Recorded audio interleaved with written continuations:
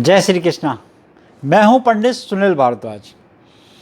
आज हम बात करेंगे मुंथेश यानी कि वर्ष कुंडली में मुंथा का क्या तात्पर्य है। मुंथा से आपके ग्रह की स्थिति पता लगती है। मुंथा से ये भी पता लग जाता है कि आपका आने वाला वर्ष कैसा होगा। भाई, मुंथा आपकी कौन सी राशि में है, कौन से भाव में है और सूर्य और चंद्रमा से क्या दृष्टियां बन रही हैं, गोचर में क्या स्थिति या वर्ष कुंडली में आपकी स्थिति आपके कितने अनुकूल है, ये मुंथा के आधार पर पता लगता है। साथ में ये भी पता लग जाता है कि ये वर्ष आपका कैसा बीतेगा। यानी कि अगर हम समझते हैं कि मुंथेश को अगर हमने समझना हो तो कैसे समझें, मुंथा को कैसे समझें, आज हम इस वीडियो में आपको यही बताने का प्रयास करते हैं। सबसे पहले हम समझ लेते हैं कि मुंथा क्या है। हमारे जन्म के समय जो हमारा लग्न होगा, यानी कि वहाँ पे जितना नंबर होगा, मान लीजिए कन्या लगन है, तुला लगन है, सिंह लगन है या मेष लगन है, तो मुंथा वहीं होगी। प्रतिवर्ष मुंथा बढ़ती रहेगी। हर भाव में अलग अलग 12 वर्षों तक बढ़ती रहेगी। अब किसी व्यक्ति की आयु अगर 30 साल हो गई है या 40 साल हो गई है तो वो कैसे जाने कि उसकी मुंथा कहाँ है। आजकल तो बहुत सारी सुविधाएं हैं, वर्ष कुंडली बनवा कर भी पता लगता है। मगर पुरानी पद्धति है कि जितने वर्ष का व्यक्ति हो गया है उसमें उसका लगन जोड़ दो। मान लीजिए कोई व्यक्ति की आयु 30 वर्ष की हुई, उसमें उसका कन्या लगन अगर का स्वामी है वो, तो कन्या लगन जोड़ दो तो 30 और 6 यानी कि 36, 12 तिया 36, तो 12वें भाव में आ गई। ऐसे ही यहाँ पर देखने को मिलता है कि जितना भी आपके पास बचे, भाग देने पर वर्ष में लगन की संख्या जोड़ने के बाद 12 से भाग देने के बाद जो बचेगा वहाँ पर उस राशि में आपकी मुंथा होगी। मान लीजिए 1 बचा तो मेष में, 2 बचा तो वृषभ में, 5 बचा तो सिंह में। तो एक तो हमने ये समझा कि मुंथा कैसे पता लगे। दूसरी बात कि ग्रहों में, इसकी नवग्रहों में बहुत ज़्यादा महत्वता दी गई है कि मुंथा कहाँ हो। मुंथेश वर्ष में गोचर की स्थिति ये बहुत निर्भर करती है आपकी कुंडली पर, मगर उसको तो महत्व दिया जाता है। इसकी ग्रहों में कोई गिनती नहीं है। जो हमारे नवग्रह हैं उनमें कोई इसकी गिनती नहीं है, मगर ताजिक शास्त्र में इसको ग्रह भी माना है। ये विशेष बात है। अच्छा, प्रतिवर्ष मुंथा की बात करें तो पूरे एक माह में करीब करीब एक राशि में रहती है, तभी 12 राशि पूरी करेगी, और 2.5 अंश, और जबकि एक दिन में ये 2.5 कला चलती है। अब इसको कभी वक्री नहीं होते, ये वक्री नहीं होगी। अब इसका क्या प्रभाव पड़ेगा और कौन से भाव पर इसका क्या प्रभाव पड़ता है, अब हम ये भी बताते हैं आपको। देखें, सबसे पहले हम जान लेते हैं कि प्रथम भाव यानी कि हमारा जो लगन भाव होता है, अगर यहाँ पर मुंथा हो तो इस वर्ष आपके शत्रुओं का विनाश करती है। आपकी अगर लगन भाव में मुंथा आ जाए तो शत्रुओं बल आपसे बलहीन हो जाता है। यहाँ तक कि देखा गया है कि आपको सवारी का सुख मिलता है। आपकी राशि का जब परिवर्तन होता है तो आप बहुत ज़्यादा बलवान हो जाते हैं। यानी कि कुंडली के अंदर आपकी स्थिति और ज़्यादा मजबूत होती है। लगन भाव में आपके स्वयं के लगन में आ गई। अब बात करते हैं द्वितीय भाव की। अगर आपकी मुंथा द्वितीय भाव में आ जाए तो क्या फल देती है। द्वितीय भाव की मुंथा थोड़ी सी मेहनत कराएगी, थोड़ा सा आपको कठिन परिश्रम कराएगी धन भाव में, और धन भी देगी। आपका कर्जा मुक्त करा देगी, ध्यान रखें आप। मगर ये किसी पापक ग्रह से युक्ति ना बन रही हो, ये युति ऐसी ना हो। पता लगाया ग्रहण योग है तो नुकसान भी कर सकती है। कर्ज ले लो तो कर्ज उतारेगी भी नहीं। इसका पूजा पाठ अनुष्ठान कराना चाहिए, मुंथा की पूजा करानी चाहिए, 27 नक्षत्रों की पूजा करानी चाहिए ऐसी स्थिति में। तीसरे भाव की मुंथा की बात करें तो भाई बहनों से आपकी मिलनसारता बढ़ाती है। अगर पापक ग्रह यहाँ युति ना बना रहे हों तो बहुत अच्छी मिलनसारता बनाती है। कहीं द्वेष चल रहा है, पार्टनरशिप टूटने की स्थिति में आ गई, कहीं आपको कष्ट हो रहा है भाई बहनों से, तो यहाँ आपके बहुत अच्छी अंडरस्टैंडिंग बन जाती है। चतुर्थ भाव की मुंथा की बात करते हैं। माता का भाव है, ये यहाँ पर शरीर में कष्ट दे सकती है आपको, मगर याद रखें वायु विकार दे सकती है आपको, और चिंताएं भी, गुप्त चिंताएं भी बढ़ाती है। नौकरी में आपको, व्यवसाय में भी थोड़ी सी विघ्न बाधाएं उत्पन्न करती है, क्योंकि थोड़ा सा कष्ट देती है, माता को भी कष्ट देती है, माता के द्वारा भी आपको कष्ट हो सकता है। तो ये इस स्थिति में भी चतुर्थ भाव की भी मुंथा देखी गई है। अभी हम आपको बाद में ये भी बताएंगे कि कौन कौन से भाव में शुभ होती है और कौन कौन से भाव में अशुभ भी होती है।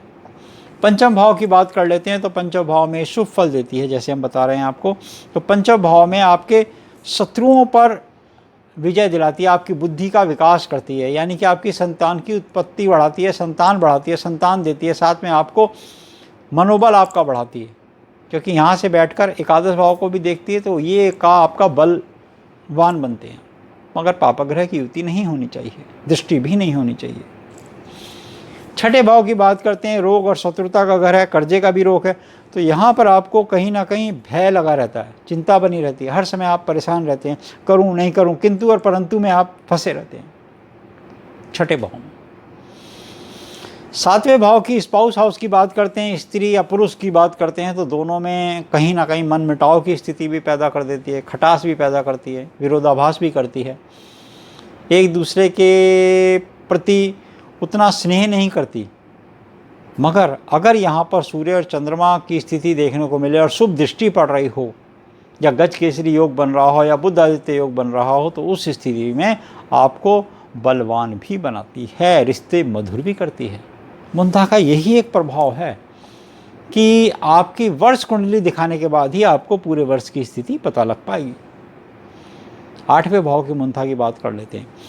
अष्टम की मुंथा आपकी आशाओं को निराशाओं में तो बदलती है, मगर ये बात ध्यान रखें कि शुभ फल होने से अगर यहाँ पर पापक ग्रह ना हो और पुण्य ग्रह आपके कहीं हों, ऐसी युति आपको देखने को मिले, तो ये आपको आयु बढ़ा देती है। आयु का संकट तो देती है, मृत्यु तुल्य कष्ट तो देगी, मगर ये बढ़ा भी देगी। रोग होगा, रोग होके निकाल देगी आपको बाहर। पूजा पाठ अनिवार्य है इसके लिए, जाप अनिवार्य है। वर्ष कुंडली दिखाने के पश्चात ही निर्णय ले सकता है ज्योतिष शास्त्री कि किस प्रकार से आपकी कुंडली को बलवान बनाया जाए। नवम भाव की मुंथा उत्तम फल देती है, शुभ फल देती है। ये मुंथा आपको बलवान बनाती है, धर्म कर्म में जोड़ती है, और जो धर्म परायण हो जाता है उसके सभी कार्य, सभी मनोरथ पूर्ण भी होते हैं। ये बड़ी बलवान मुंथा होती है। नवम भाव की मुंथा आपको नौकरी में तरक्की देगी, प्रमोशन दिलाएगी, एजुकेशन में हायर ले जाएगी, आपको बिजनेस में सपोर्ट करेगी, नवम भाव की मुंथा। मगर धर्म परायण रहना चाहिए, जैसे हमने बताया। दसम भाव की मुंथा भी आपके लिए बड़ी कारगर होती है, सरकारी राजकीय योग बनाती है, वाहन दिलाती है, पिता से आपके अच्छे संबंध बनाती है, पिता से आपके संबंध मधुर होने से आपको धन लाभ मिलता है, पैतृक संपत्ति का योग बनाती है। दसम भाव की मुंथा। एकादश भाव की लाभ घर में बैठती है, तो लाभ घर में बैठने के बाद यहाँ पर भी आपको सरकारी या आर्थिक स्थिति में मजबूत बनाती है, आपका लोन उतार देती है। उस वर्ष लोन आपका अवश्य उतरेगा, वाहन का लोन उतरे, मकान का लोन उतरे, या किसी भी प्रकार का कोई ऋण लिया हुआ मुंथा एकादश और द्वादश और एकादश भाव में ये आपकी फाउंडेशन बना देगी। नवम भाव से फाउंडेशन बनाएगी, नवम, दसम और एकादश तक आपका लोन उतार देगी। नवम में भी उतार देती है कुछ लोगों का, दसम में तो उतारती है, मगर एकादश में 100% उतारेगी। मगर आप धर्मपरायण रहना, अपनी वर्ष कुंडली अच्छे ज्योतिष शास्त्री को दिखाकर ये ज्ञान प्राप्त कर सकें कि मेरी मुंथा कहाँ है, अब क्या करें इसके वर्ष कुंडली की पूजा, ये भी ध्यान रखें। बात कर लेते हैं द्वादश भाव की तो द्वादश भाव की मुंथा यहाँ पर धन व्यय का स्थान है। धन हानि करा सकती है, आपका पैसा कोई ले जा सकता है, किसी को ऐसे समय में पैसा दे देंगे जो वापस ही नहीं देगा। लोन लेते समय, वाहन चलाते समय, किसी के दूसरे के पचड़े में पड़ते समय, किसी के दस्तावेज पे बिना पढ़े साइन करते समय सावधानी बरतें। कि 12वें भाव की मुंथा, आपको पता लग गया कि मेरे 12वें भाव की मुंथा चल रही है, तो आप कम से कम दस्तावेज पर हस्ताक्षर करते समय किसी की सलाह अवश्य ले लें। निवेश करने से पहले किसी जानकार की सलाह के अनुसार ही चलें। तो ये 12 भावों का हमने हाल बताया मुंथा का। अब हम आपको एक स्पष्ट दृष्टि से बता देते हैं कि कौन कौन से भाव आपको शुभ फल देंगे और कौन कौन से अशुभ फल देंगे। पहले भाव से बात करते हैं तो शुभ फल है, दूसरे भाव में शुभ फल है, तीसरे भाव में शुभ फल, चतुर्थ भाव में थोड़ा सा अशुभ फल देती है, पंचम भाव में शुभ फल देती है और छठे भाव में अशुभ फल देती है। 7वें में भी अशुभ फल देती है स्पाउस हाउस में, और 8वें में तो देगी। छठे, 7वें, 8वें में रोग शत्रुता का घर छठा हुआ, 7वां भाव स्पाउस हाउस हुआ और 8वां आपकी आयु का घर हुआ। फिर उसके बाद आपको शुभ फल भी देगी।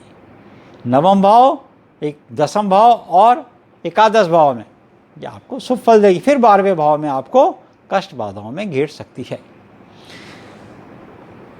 एक और चीज कुंडली में देखी गई है कि मुंथा की स्थिति देखिए, मंगल के युति से हो, केतु की युति से हो, राहु की युति से हो, या शुक्र या शनि की युति से हो, और साथ में आपका ग्रहण योग बन रहा हो, या पापक ग्रहों की युति ज़्यादा देखने को मिल रही है, तो कष्टकारी होती है। जिस भाव में होती है उस भाव में का भी प्रभाव करती है, ये भी देखा गया है।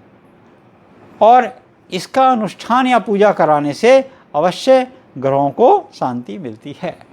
तो आज हमने आपको बताया कि वर्ष कुंडली आपकी कैसी हो, कैसे आप अपनी वर्ष कुंडली को बलवान करें ताकि आने वाला वर्ष आपका बहुत अच्छा व्यतीत हो, आपको किसी भी प्रकार की कष्ट बाधा ना हो।